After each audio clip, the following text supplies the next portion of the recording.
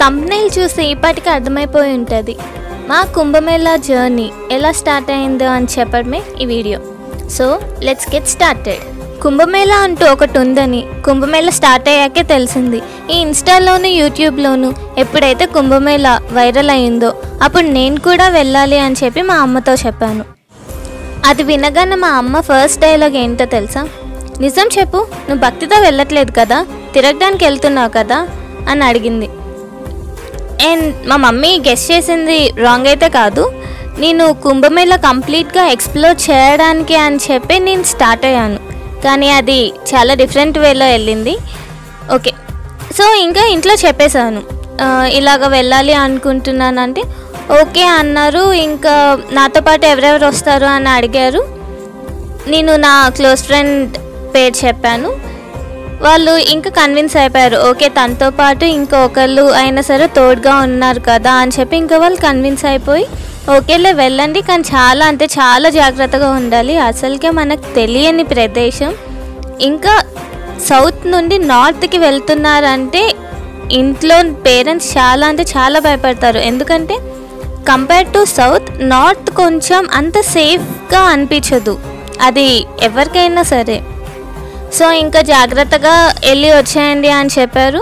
ఇంకా మా ఫ్రెండ్ వాళ్ళ మమ్మీ కూడా పోనీలే మేమైనా వెళ్ళట్లేదు, కనీసం తనైనా వెళ్తుంది కదా అని చెప్పి తనని పంపించారు. అలాగా మేమిద్దరం ఆల్ సెట్ ఫర్ కుంభమేళా. మా ప్లాన్ ఎలా ఉంది అంటే ఫస్ట్ వరంగల్ నుండి నాగ్పూర్కి ట్రైన్ బుక్ చేసాము అండ్ నాగ్పూర్ నుండి ప్రయాగ్రాజ్కి బస్సు. నార్మల్గానే కుంభమేళాకి అసలు టికెట్స్ ఉండవు ఇంకా, సో అందుకు మేము బ్రేక్ డౌన్ చేసుకున్నాం మా జర్నీ మొత్తంని. అలాగా మాకైతే టికెట్స్ దొరికాయి. ఇంకా కుంభమేళాకి వెళ్ళాల్సిన రోజు రానే వచ్చేసింది. ఫస్ట్ నేను వచ్చేసి వరంగల్ వెళ్ళాను. ఆ తర్వాత వరంగల్ నుండి నాగ్పూర్కి వెళ్ళి అక్కడ మా ఫ్రెండ్ ఉండింది అనమాట. సో వాళ్ళ ఇంట్లోని కొంచెం సేపు రెస్ట్ తీసుకొని ఆ తర్వాత నాగ్పూర్ని కొంచెం ఎక్స్ప్లోర్ చేసి ఆ తర్వాత నాగ్పూర్ నుండి ప్రయాగ్రాజ్కి ఈవినింగ్ 5 o'clockకి బస్కి ఎక్కేసాం. మార్నింగ్ 7:30కి దించాల్సిన బస్సు 10 అయినా సరే ప్రయాగ్రాజ్ ఆల్మోస్ట్ కొంచెం దగ్గరికి అనుకుంటా, దగ్గరికి వచ్చింది. ఇంకా అది ఎంతకీ కదలట్లేదు. మేము ఇంకా ఆ బస్ ఇంకా అలా మూవ్ అవుతునేటప్పుడు ఒక జంక్షన్ దగ్గర ఆగింది. అక్కడ మేము దిగిపోయి అక్కడ లోకల్స్లోని వాళ్ళని అడిగి ప్రయాగ్రాజ్కి ఏ డైరెక్షన్లో వెళ్ళాలి అని చెప్పి ఇంకా ఆ డైరెక్షన్లో ఇంకా నడవడం స్టార్ట్ చేసాం అన్నమాట. మేము కొంచెం దూరం నడిచినంత వరకు మాకు అర్థం కాలేదు ఇంకా మేము నడవలేమని చెప్పి, ఎందుకంటే మా దగ్గర చాలా లగేజ్ ఉంది. లైక్ మా ఫ్రెండ్ దగ్గర ఒక ట్రాలీ, నా దగ్గర ఒక ట్రాలీ, ఇంకా తన దగ్గర ఒక బ్యాగ్, ఇంకా నా దగ్గర ఒక బ్యాగ్, ఇలాగ ఫోర్ బ్యాగ్స్తోని లగేజ్తోని ఇంకా నడిచే ఓపిక లేదు. సో ఇంకా మేము ఊబర్ బుక్ చేద్దామని చెప్పి ట్రై చేసాం. మొబైల్ ఓపెన్ చేయగానే ఊబర్ వాళ్ళవి బైక్స్ అయితే ఉన్నాయి కానీ ఒక్కరు కూడా యాక్సెప్ట్ చేయట్లేదు. అలాగ ఒక 15 minutes మేము అలా చాలా ట్రై చేసాం, ఇంకా అవ్వలేదు. ఇంకా చేసేదేం లేక మేము వెళ్ళే డైరెక్షన్లోని ఒక సైడ్కి వచ్చేసి పెడెస్ట్రియన్స్ వాళ్ళు నడుస్తున్నారు, ఎక్కడైతే నడుస్తున్నారో అక్కడ బైక్స్ వాళ్ళు కూడా బైక్ మీద వెళ్తున్నారు. ఇంకొక వైపు ఓన్లీ 4 wheelersకి, అంటే ఒకవైపు నడిచే వాళ్ళకి యాజ్ వెల్ యాజ్ 2 wheelersకి అనమాట. సో మేము వెళ్ళే దారిలోని చాలా వెహికల్స్ వెళ్తున్నాయి, చాలా ఖాళీగా వెళ్తున్నాయి. ఇంకా మేము ఏమనుకున్నాం, కనీసం ఆ వెహికల్ని ఆపి మేము కొన్ని దగ్గరలో విన్నామన్నమాట. ఎలా అంటే ఒక 2 wheeler వాళ్ళు మనం డబ్బులు ఇస్తే మనల్ని సంఘం దగ్గర దింపుతారని. సో మేము అది ఫాలో అయిపోదామని చెప్పి బైక్స్ని ఆపడానికి చాలా ట్రై చేసాం, కానీ చాలా బైక్స్ ఆపలేదు. ఫైనల్గా ఒక అంకుల్ అయితే ఆపారు. ఆ అంకుల్కి అడిగాం, అంకుల్ మీరు త్రివేణి సంఘంకి వెళ్తారా అని చెప్పి. ఆ అంకుల్ నేను ఆ డైరెక్షన్లో వెళ్ళట్లేదమ్మా, నేను మధ్యలో కట్ అయిపోతాను అని చెప్పి అన్నారు. అప్పుడు మా ఫ్రెండ్ ఏమన్నది, సరే అంకుల్ మీరు ఎంత దూరం వెళ్తే అంతవరకు మాకు కనీసం లిఫ్ట్ ఇవ్వండి, అట్లీస్ట్ మాకు 2 kilometers తగ్గినట్టే కదా, అంత దూరం వరకు లిఫ్ట్ ఇవ్వండి అనేసి అంటే అంకుల్ ఓకే అమ్మ ఎక్కండి అని చెప్పి అన్నారు. ఫస్ట్ వెళ్ళే దారిలోనే ఎక్కడి నుండి వచ్చారు అనేసి అంటే ఇలాగా సౌత్ నుండి వచ్చాము అంకుల్ అనేసి అంటే మీకు హిందీ రాదు కదా అని చెప్పి అన్నారు. మా హిందీ ఎలా ఉండిందంటే ఆ హిందీ మాట్లాడితే వాళ్ళకి తెలిసిపోతుంది, ఓకే వీళ్ళకి అసలు హిందీ రాను కూడా రాదు అని చెప్పి. ఇంకా అంకుల్కి కొంచెం ఇంగ్లీష్ వచ్చనమాట. సో మేము ఇంగ్లీష్లోనే కాన్వర్జేషన్ స్టార్ట్ చేసాము. అంకుల్ మాకైతే హిందీ రాదు, నెక్స్ట్ ఇదే మేము ఫస్ట్ టైం వచ్చాము అనేసి అంటే మీరు ఇద్దరే వచ్చారా అని చెప్పి అడిగారు. అవును అంకుల్ మేము ఇద్దరమే వచ్చామంటే మీరిద్దరే వచ్చారా, అసలు ఇంట్లో మిమ్మల్ని ఎలా పంపించారు అని చెప్పి ఆ అంకుల్ ఫస్ట్ క్వశ్చన్ అది. అంకుల్ మేము ఇద్దరమే వచ్చామని చెప్పి అన్నాము. అలాగా వెళ్తున్నాం ఆ అంకుల్ ఎక్కడో దగ్గర ఆపుతారు కదా, అంకుల్ కట్ అవ్వాల్సిన ప్లేస్ దగ్గర అని చెప్పి మేము వెయిట్ చేసాం. అలా చూస్తుండగానే మాకు కనిపించేస్తుంది త్రివేణి సంగమం, కంప్లీట్గా వాటర్ కనిపించేస్తుంది. ఆ అంకుల్ మరి ఏమనుకున్నారో ఏంటో, ఇద్దరు ఆడపిల్లలు తెలియని ప్లేస్లోని రాని భాషలోని ఏమి ఇబ్బందులు పడతారని అనుకున్నారో ఏంటో కానీ ఆ అంకుల్ మమ్మల్ని డైరెక్ట్ త్రివేణి సంగమం దగ్గర వరకు ఇంకా స్కూటీ మీద తీసుకొని వెళ్ళిపోయారనమాట. త్రివేణి సంగమం దగ్గర తీసుకొని వెళ్ళాక అక్కడ స్కూటీని పార్క్ చేసి అంకుల్ మమ్మల్ని అక్కడ వెయిట్ చేయమని చెప్పారు. మీరు ఇక్కడ వెయిట్ చేయండి, నేను వెళ్ళి బోట్స్తోని మాట్లాడేసి అప్పుడు మీ దగ్గరకు వస్తాను అని చెప్పి అన్నారు. అప్పుడు ఆ అంకుల్ బోట్స్ దగ్గరికి వెళ్ళారు, వాళ్ళతోని మాట్లాడుతున్నారు అనమాట. త్రివేణి సంగమం దగ్గర స్నానం చేసి తీసుకొని రావడానికి ఎంత ఛార్జ్ చేస్తారని.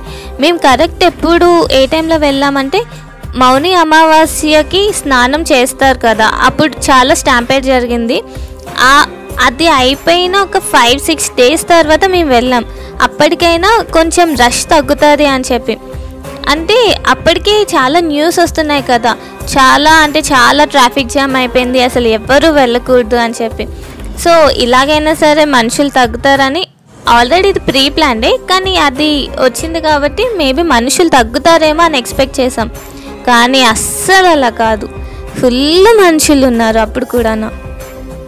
ఇంకా అంకుల్ బోట్ దగ్గరికి వెళ్ళి మా దగ్గరకు వచ్చి చెప్పారనమాట. ఎలా అంటే ఒక్కొక్క బోట్ చాలా ఎక్కువ ఛార్జ్ చేస్తున్నారు, 1500 to 2000 ఇంకా దానికి మించే ఛార్జ్ చేస్తున్నారు. సో మీరు ఇక్కడే ములిగేయాలనుకుంటే ములిగేయండి, మీరు రిటర్న్ ఎక్కడికైతే వెళ్ళాలనుకుంటున్నారో నేను అక్కడ దింపేస్తాను అని చెప్పి అన్నారు. అప్పుడు అంకుల్ మేము చాలా దూరం నుండి వచ్చాము, ఇప్పుడు ఇంత దూరం నుండి వచ్చి మేము త్రివేణి సంగమంలోని ములగకపోతే ఇంకా అంత దూరం అంత కష్టపడే వచ్చి ప్రయోజనం ఏంటి అంకుల్ అని చెప్పి అని. ఓకే అంకుల్ నేను ఈసారి మీతో పాటు వస్తాను, మన ఇద్దరం వెళ్ళి మాట్లాడదాము, వాళ్ళు ఎంతకి బార్గెన్ చేద్దాం, ఎంతకి చెప్తే ఇంకా అంతకి ములిగేసి వచ్చేస్తామని చెప్పి ఈ మధ్యలోనే బోట్స్ కోసం నిలబడతారు కదా మనుషులు, ఒక్కొక్క బోట్కి 10 peopleని యాక్సెప్ట్ చేస్తున్నారు. మరి ఎక్సెస్గా తీసుకెళ్తే ఏమవుతుందో తెలీదు కానీ వాళ్ళు అయితే 10కి మించి అయితే మాత్రం దించేస్తున్నారు, ఎందుకో తెలీదు. సో ఎవరైతే ఫ్యామిలీస్ నిల్చుంటున్నారో వాళ్ళ ప్రతి ఒక్క ఫ్యామిలీని కూడా లైక్ ఎవరెవరు కనిపిస్తున్నారో వాళ్ళని, వీళ్ళు మా పిల్లలే, మీతో పాటు త్రివేణి సంగమంకి తీసుకెళ్ళి అక్కడ ములిగి మళ్ళీ తిరిగి రండి అని చెప్పి చాలా ఫ్యామిలీస్కి చెప్పారు. కానీ వాళ్ళు ఒక్కొక్కరు ఓకే అన్నారు, కానీ ఇంకా కొంతమంది అయితే మేము ఇప్పుడే ములుగాం ఇంకా అలా అన్నారు. అంకుల్ ఇలా వద్దు, మనమే బోట్ దగ్గరికి వెళ్దాం, అక్కడ మనం మాట్లాడుకొని వెళ్దాం అంకుల్ అనేసి అంటే ఇంకా నేను అంకుల్ కలిసి బోట్ దగ్గరికి వచ్చి 1000 rupeesకి ఫిక్స్ చేసి ఇంకా అంకుల్ని పంపించేసి నేను నా ఫ్రెండ్ ఇద్దరం కలిసి బోట్ ఎక్కేసాం. ఆ అంకుల్తో ఇలా అన్నాం, అంకుల్ త్రివేణి సంగమంకి మేము 1 hourలోని వెళ్ళి వచ్చేస్తాము, కాస్త ఆ 1 hourలో మీకు ఏం బిజీ లేరు అనుకుంటే కాస్త ఈ లగేజ్ కొంచెం చూసుకోరా అనేసి అంటే అంకుల్ ఓకే అమ్మ నేను చూసుకుంటాను మీరు వెళ్ళరండి అని చెప్పి అన్నారు. సో మేము బోట్ ఎక్కేసి ఇంకా త్రివేణి సంగమంలోని స్నానం చేసి ఆ తర్వాత రిటర్న్ అయిపోయాం. ఇది మొత్తం జరగడానికి మాకు 3 hours, లిటరల్లీ 3 hours పట్టింది. మా బోట్లోని నేను నా ఫ్రెండ్ ఒకరు ఇంకా ఇంకో ఫ్యామిలీ ఒకటి ఇంకో ఫ్యామిలీ, టోటల్ 3 families అన్నట్టు. ఈ 3 families స్నానం చేసి మళ్ళీ డ్రెస్ చేంజ్ చేసుకొని రిటర్న్ రావడానికి మాకు ఆల్మోస్ట్ 3 hours పట్టింది. అసలు లోపల ఒకవైపు కొంచెం భయం, అంతవరకు ఎప్పుడు బోట్లో తిరిగి వచ్చినంత వరకు మేము టైం చూసుకోలేదు 3 hours అయిందని చెప్పి.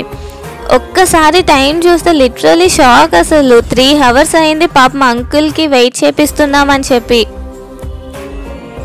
ఇంతలోనే ఫోన్ చూస్తే 4 missed calls ఉన్నాయి. అరే అంకుల్ 4 times కాల్ చేశారు, కనీసం వినిపించని కూడా వినిపించలేదే అని చెప్పి తిరిగి కాల్ చేసాం. అది కూడా చాలా అంటే చాలా భయంతో కాల్ చేసాం.